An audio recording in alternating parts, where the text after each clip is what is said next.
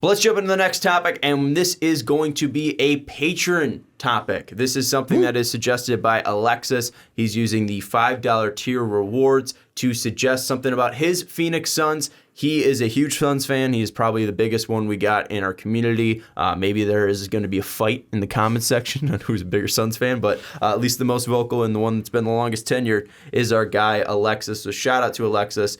He is using his $5 tier on patreon.com/mostofapodcast to ask, DeAndre Ayton suspension is almost up. What are your expectations for him? Will he excel the way Luka and Trey Young have been? And how much better will the Suns be when he returns? So let's start off probably with the easiest question. How much better will the Suns be when he returns? So how will DeAndre Ayton, to return from his suspension, affect the Phoenix Suns? Right now they are currently 8th in the Western Conference. I believe they are below 500, so nothing world-beating so far, but still a surprising outturn for the Suns to start their season, and they have been out without their second best player in DeAndre Ayton. So Dave, we'll start off with you with Alexis's topic. How will DeAndre Ayton's return from his suspension affect the Phoenix Suns?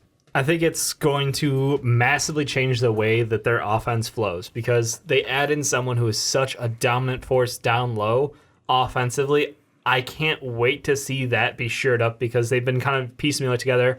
Aaron Baines has been great, but he's also been injured. They've had Frank Kaminsky playing the 5 as well against legit bigs, and that doesn't work well. Like it just by adding Ayton back in, you see the less minutes out of them, and those guys play against the second and third units of the team, so they look better. Like it's a win all around. It adds a great rebounder, and I think that like the combination of having a legit rebounder at the 5 plus someone who is good offensively as he is, like he's got a great soft touch, he can hit from the line. I love him coming back, and I think that, we are shocked that they're in the playoffs right now. I think that means that there's a good chance they're going to stay in the playoffs for the long term. Mm-hmm.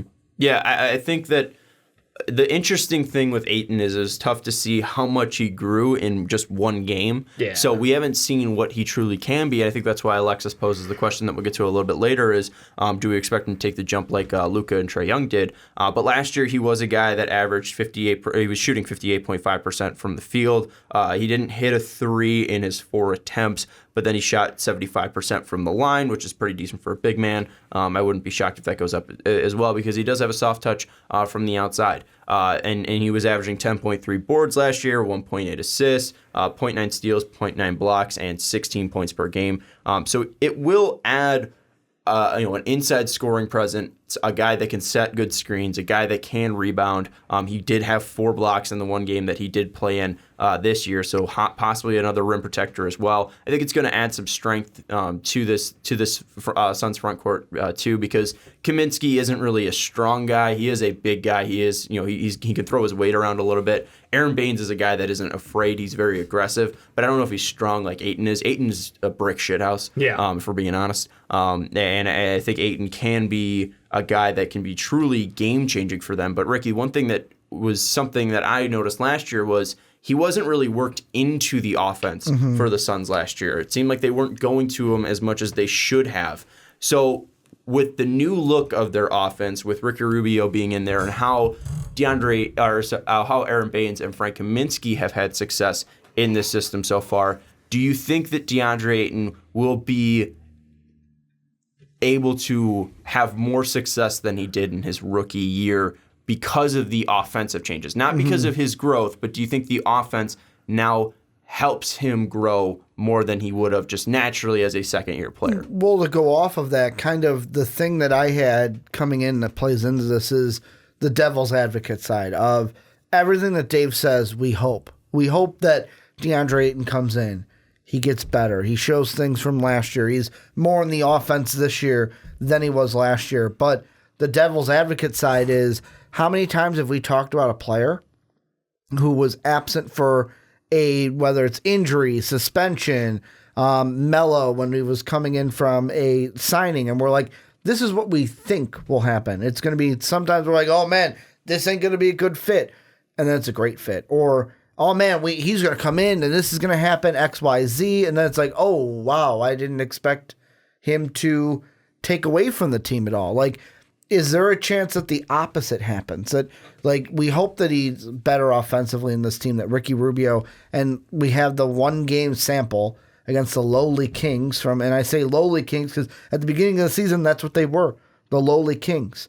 Now they're a different, like, the teams have played more basketball, teams have got going. We haven't seen him since the end of October. Is there a possibility that he comes in and it takes a few games to gel and he slows down this Suns team? Like, we expect the great, but it could flip the other way too, especially while he's getting used to coming back from his suspension. I understand your concerns. I don't know if he could slow them down, though, because they're 4-6 in the last 10. So I think they're kind of looking for a spark. You know what I'm saying? Yeah. So I think, but if he doesn't provide that spark, then what? They continue to slide and get worse while he's trying to gel back with the team. I don't know how much it's gonna take him to gel, though. You know what I'm saying? Like, I mean, it's not like he didn't work with him, throughout the offseason, didn't even play a game with him. I think that it's going to be tough for him. Like, I mean, I don't really think there needs to be a gelling, really. Because I think he could still play the Baines and Kaminsky role. I don't know if he could shoot from the outside, which is the thing. He only had 4 attempts last year. But we did see him be a very good mid-range shooter in college. It was something that we thought that he could expand his shooting as well. He does have a soft touch, shot 75% from the line, which is a good indicator that he can shoot from the outside. I don't know if he's exactly comfortable doing so, which is the biggest thing, but he can return on December 17th, and I wouldn't be shocked that come December 17th against the Clippers, if they did try to feed him, because that is a team that I think that inside he might be able to have some success against, because Ivica Zubac isn't the most strong player down there, and Montrezl Harrell is very aggressive and strong and a tenacious defender down there. They go end to end just between the two of them playing offensive game only. But the thing is I don't know if he's big enough to defend DeAndre Ayton. So I think that's a very good matchup, because if you're able to use Ayton and Ayton's able to score 25 points against Harrell and Zubac against the number 2 seed in the Western Conference, that might be able to get you over the hump of gelling, because you can see that you can go up against a very good team and have a guy that can drop 25 points for you. I think that's a good matchup for him, because they might lose that game, but it still might provide spark and confidence, because you're adding a guy that can be a game changer when you have the ability to take advantage of a mismatch. Now, if he goes up against him and has a shit game, maybe that does provide some worries, but I don't think he's going to be out of shape, or I don't think he's going to be not ready to play, which I think is going to be something concerning too. And another thing, it is a back-to-back. So they're going to be looking for something to give him a spark. They're going to have a lot of guys, probably depleted from the night before, so they're going to be looking for someone to run the offense through. Dave, what do you think about that idea, though, of them gelling, possibly a hiccup there, like Ricky said? Maybe it'll take a couple games for them to get underneath.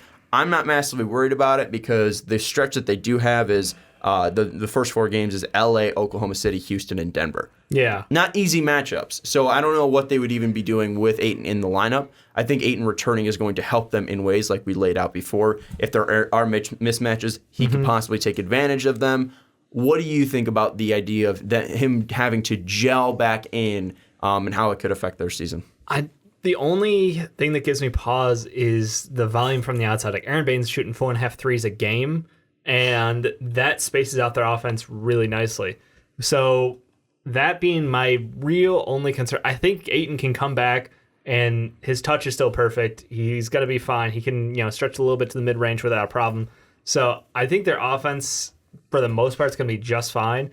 I think it's a huge plus, because you've been relying on other guys to go off. You've been relying on Kelly Oubre to provide a large chunk of offense. He's had a couple of really good games offensively. He's had a couple of regrettable shooting nights. But when your team is as pass happy as the Suns team has been playing selfless basketball, I think having someone who you can rely on just like, we need a bucket. Ayton gonna shoot incredibly high percentages throughout the entirety of his career. I think him being a finisher at that low post position is going to be huge for them going forward, because it's just guaranteed points. And then it also turns into, can we get foul trouble out of other guys, because he can get contact out of other players. So I think it's more than just a little bit of help. I think that he's going to hopefully be getting a whole lot more looks. And I look to see Ricky Rubio feed him in the paint. I look to see him playing pick and roll at the top of the key and roll into the net, because that is just going to be huge for this team. It opens up so much for them, even though they're not going to have that 3-point shooting that Baines was able to give and Frank's able to give.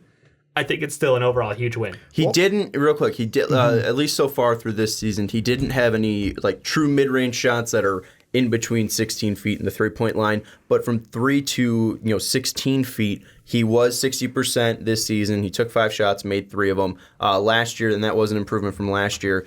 His mid-range game last year wasn't great. I'm just doing quick math here now, and that's usually never good on a podcast, so I'm glad I'm doing it right math. now. But he took 200. Sean live math. Yeah. He took 261 shots from the mid-range from 10 to the three-point line last year.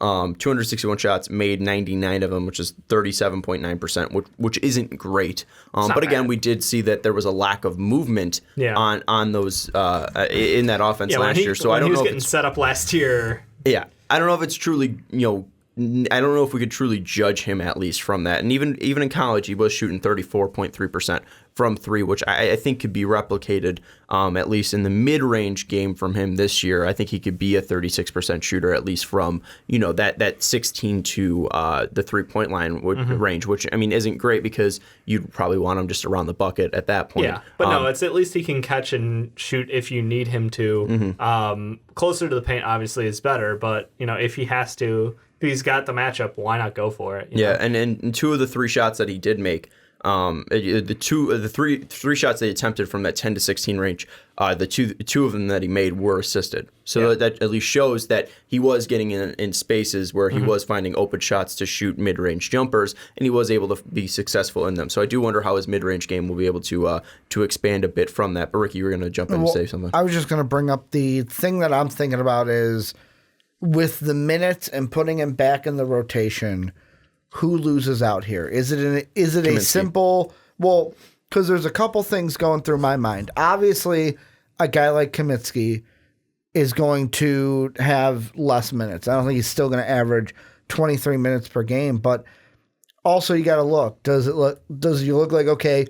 Chuck Diallo averaging 10 minutes. If he's getting minutes, hey, let's take his 10. Okay, Chuck, you're good. You're going to sit at the end. We'll give those to Ayton. Do they give Ty Jerome's 12 minutes that he's averaging? Okay, you sit again. We'll give those to Ayton.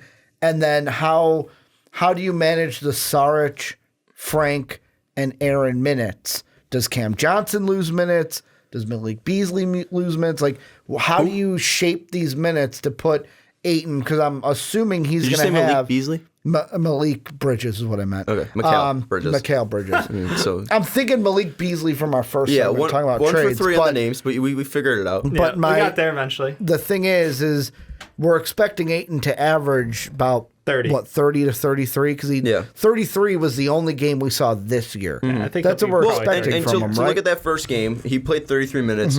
Booker played 32. It was a blowout, so I don't think we could fully truly judge these minutes. But 33 minutes for Ayton, 32 minutes for Booker, 30 for Oubre, 29 for Rubio. I don't think any of that changes. I think those 4 guys are going to be untouched. Sarge got 21. I wouldn't be shocked if his minutes are effective because he hasn't been great. So I wouldn't. I think he probably doesn't play that Baines at the 4. Type. Well, Bridges got 23. Kaminsky got 19 minutes in that first game, which I thought was surprising. Yeah. Javon Carter got 18. Tyler Johnson got 16. Tyler Johnson's pretty much effectively been benched for the Suns team. And then Aaron Baines only got 9.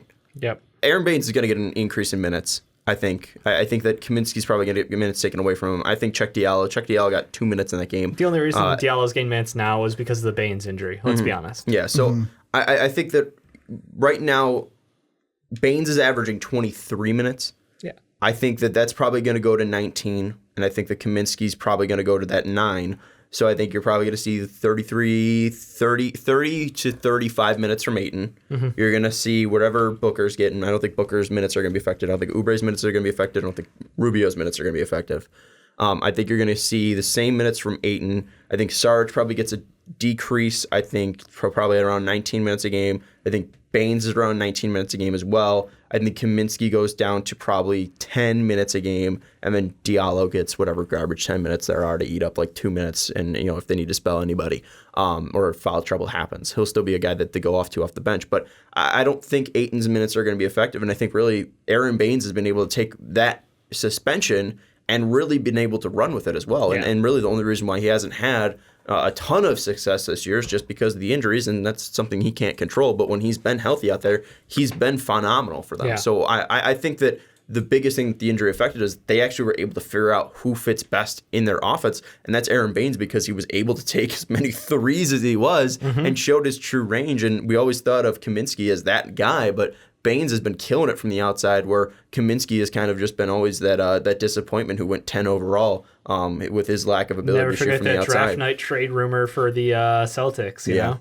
Yikes. But right now, I mean, Baines is shooting 39% from three, and Kaminsky's shooting 34%, and we see the effect that Baines can have on that offense. So I think it was probably, weirdly enough, a good thing that Ayton got suspended. Not a good thing, but there was some good that you can see out of it. There was a silver lining that Baines could play there. So I think that's how the minutes are going to be effective, at least so far. I think that Saric will probably still be in the starting lineup, and you're going to probably see the same starting lineup you just see in the first game of Ayton, Saric, Rubio, Booker, and Oubre, thank you. But that's probably going to be the starting lineup so far. Let's move now to the second question he asked. Will he excel the way Luka and Trey have been excelling? I think we could take Luka out of this because he's an MVP candidate, and I don't think that's going to be where Ayton is. Trey Young is succeeding right now, but his team is garbage. So it's tough to compare them apples to apples. It's pretty much apples, orange to banana here. Yeah. But how do you think that he will compare to the guys that he was selected in front of? And what point do you think that we can probably say, like, oh, this was a breakout season for DeAndre Ayton, kind of like we've been saying for Luka Doncic? I don't know if this has been really a breakout for Trey yet, because Trey's been phenomenal, but this is kind of something we expected, right? I don't think we expected Luka to average a triple-double, but I think I expected Trey Young to do this. So let's put it this way. I mean, Trey Young also not playing with John Collins right now, which I think hurts that overall team. Taking the roids. Oh, absolutely. But I'm just saying, like, the fact that Trey Young right now is averaging 27. Yeah. Yeah, here's the thing. You look at the jumps. So you go, Luka went from 21, 7.8 and 6 to 30, 9 and 9. Here, I'm going to be honest. To Trey. I didn't know he was averaging 27, because the last time I looked, he wasn't. No, he's a chucking machine. Obviously, is affected by the John Collins thing. Yes. So I'm gonna roll back what I said. Okay. About Trey Young. Yeah. Trey Young has taken the jump. Yeah. So lo siento, por favor, nice. Trey Young. Not a problem. I mean, Trey Young, rookie year, putting up 19, 3.5 boards, 8 assists to now 27.7 points a game. He's pretty much at his second half production now. And 8.6. His second half rookie year production. Yeah, it's kind of balanced out a little.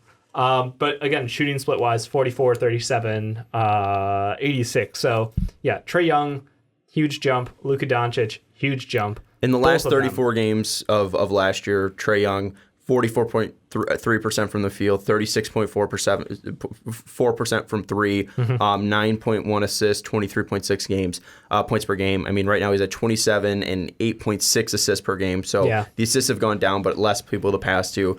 Points have gone up, but even then his 3-point percentage has gone up as well from 36. And he's at least in those last 34 9 to 37. A game. He was taking six last year, and at that point, insane. So yeah. I mean, Trey Young's been phenomenal, so my apologies on that. So an Ayton jump might look like, if he wanted to stay the same level, he'd go from about 16 to about 24. Jesus Christ. And 10 boards, maybe 12, maybe, 3 assists a night. I'm looking at the block numbers, though. He's got to have... He's got to have more. He's got to have more than just not even one block a game. Yeah, like 2 blocks almost a game to one. No, but like last year he had 0.9, which was almost 1. Yeah. Is he going to average 4 blocks a game that he had against the Kings? No. I don't think so. But as long as he's averaging, like you said, it's like a 1 game 2, sample size. 3 blocks a game. Just pretend this line at the bottom doesn't exist. No, I know. But like the blocks last year, I get it. That's where I feel like he can have increase. We mocked DeAndre Ayton for his lack of defensive ability in college. We laughed at how lazy he was on defense. He was an unmotivated big. I'm saying I want to see that growth then this year. That's what I'm saying. We did see sparks about it. When he guarded Giannis last year, right? He looked really good out there. So agreed. I mean, he is a guy that has got good lateral movement. He's obviously just big. My point is that saying he needs to have more blocks because reasons is just lazy. I mean, that's all I'm saying. If he's going out there and he's an effective defender, that's going to be an improvement. What else is because he rebounds the ball. He's going to We expect him to score more points. Yes, because we look at what Dario's doing out there, and he's soaking up a lot of rebounds a game. Do you expect him to get more than? Do you expect him to get 12 a game? Drummond numbers of rebounds? Like, I mean, 10 tonight? rebounds. Probably not. Like 10 rebounds is pretty good. Like maybe 12 is like. Think okay, about the way the team's laid out, though. Yeah, you've got a smaller 4 out there. I'm with saying him. if we're Oubre, looking for size, stat increases, there's not a ton of like, and that's the whole thing between a big compared to a guard. Like Luka and Trey, it's easier to be like, holy shit, look at this increase from them. Where a big, it's like you're already averaging a double-double. Yeah, you can have more points than 16, but it's like rebounds.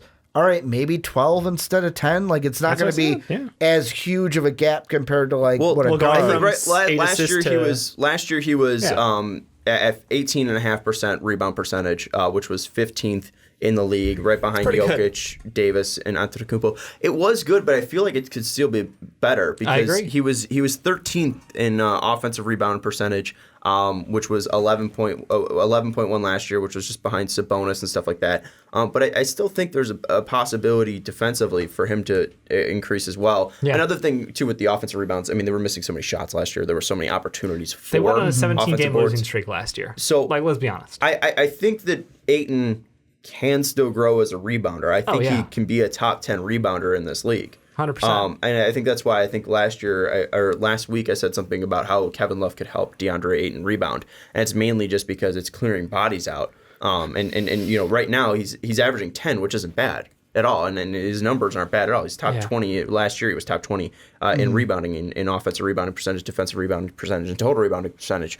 But if you have another body that can help you clear out lanes and take away advantages, and if it's one-on-one, he's going to dominate. Baines and Ayton lineup, because those two at the 4 and the 5, like, you're just playing bully ball now. I think that he can be a dominant player on the boards, and I do wonder if he could show that defensively as well. So I think at least in those aspects I am, but I also want to see what he can do shooting. I mean, we talked about this. I want to see what he can do unlocked when he's getting open looks, and he has free range of, hey, maybe even does have the opportunity at a mid-range, and we see him pump, and he drives, and throws down a sick, disgusting dunk. Can he put it on the floor?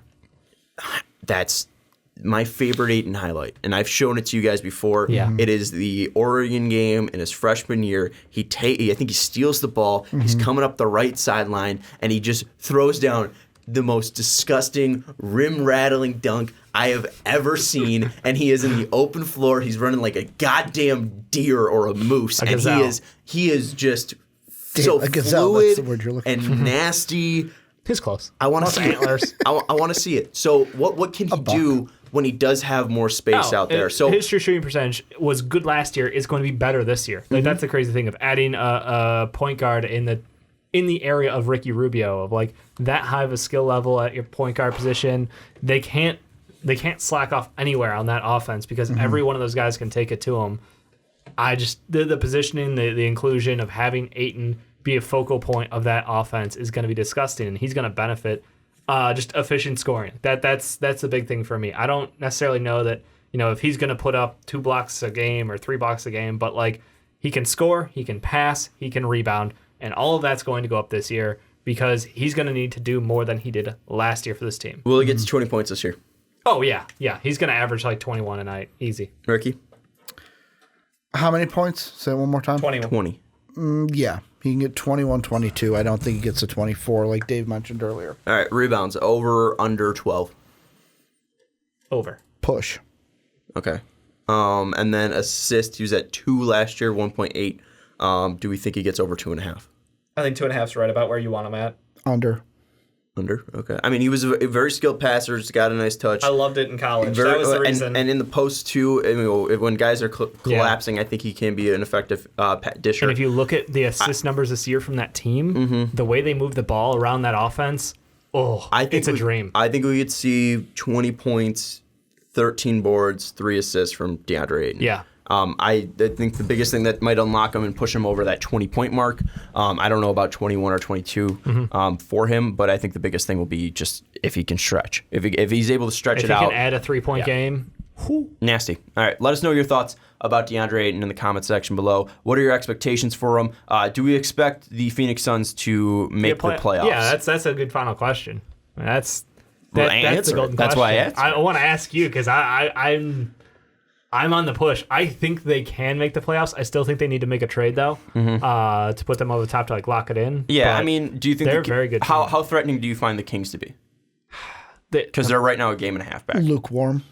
Yeah, that's a problem. Like they've been doing it without Fox. They've had Bagley, who's just returning. Giles isn't playing minutes. It's just on Bogdanovich, Buddy Hield, and Harrison Barnes. So it's been interesting the way they're getting those wins, which makes me afraid when those other guys come back. So Yeah, it's a similar story as the Suns. You know, I they're see doing it it as a without little, some of their top talent. And that was a pun. Lukewarm. Let's rank this then. Yeah, Top 3 playoff threats to the Suns. I would say Blazers are still number 1 just because they have Dame, CJ. I was absolutely wrong about Melo. Hassan Whiteside's been very good for them. If everyone's clicking on them, I think they can win more games. So I would say the Blazers are probably the biggest threat. Then I would put the Spurs because I can't count out Pop, and then I'd put the Kings. Do you guys have a similar ranking to that? Blazers are 1, but the thing I think is, I think the T-Wolves do make a move, and they're the 8th seed at the end. I mean, do you think the Thunder fall out? Yes, The other thing. I think If they junk out their roster for draft picks, The Blazers are in, T-Wolves are in, Thunder and Suns are out. Dave? I think it's going to end up the Timberwolves are going to be the weird team that I think is going to be the competitor going down the line. But I think the Suns get in. I think the Kings get in. And I think the T-Wolves are at 9 looking on the outside. Thunder are going to fall off. So you don't have the Blazers in there at all? I don't. I think always will look. Yeah. I think the Thunder will Dave's fall like, off because they want to fall off. I don't think the Thunder. I think No, the that's Thunder. what I'm saying. Yeah, no, they play I think, everybody close and they win games. I think if the Thunder don't make moves, they will make it. So I Yes. just want to clarify that. Yes, agree. I think if we're comparing the T-Wolves and the Suns right now, I think there is more positives to the Suns sticking around than there are the T-Wolves. And I think both of them have the ability to make moves. With that said, I would think the Suns have a better chance of winning this out. For the T-Wolves to make the playoffs, they need Cat to carry them, and I don't know how much you can do that each and every night. Without having a point guard out there. That's killing them. The Suns have a point guard in Ricky Rubio. They have a scorer, a guy who could score 40 a night in Devin Booker. Yeah. They have a guy who we already said can be at 20 a night in DeAndre 20 and Ayton. 10. I think that you have a great wing in Mikal Bridges. You have he hasn't, and that's the thing. He hasn't played great. Cam hasn't played great. Well, then you have a great wing in Kelly Oubre who has played great. Yeah. If they start to click, like that's the scary thing is the younger contributors on that team. I think that I would say that the Suns finish as the 7th seed. I think the Blazers finish as the 8th seed. Yeah, I could see the Blazers getting there for sure. I mean, they have too much talent not to. Yeah. We count the them every Timberwolves single on year, a so I don't want to 7-game count lose them out. streak is rough though. I think they're also going to make a deal as well. Like the Blazers are going to make a deal to add something to that team. Yeah. All right, let us know your thoughts down in the comments below. Do you think the Suns will make the playoffs? If so, who falls out? And how do you think DeAndre Ayton will affect their season? Let us know down in the comments below.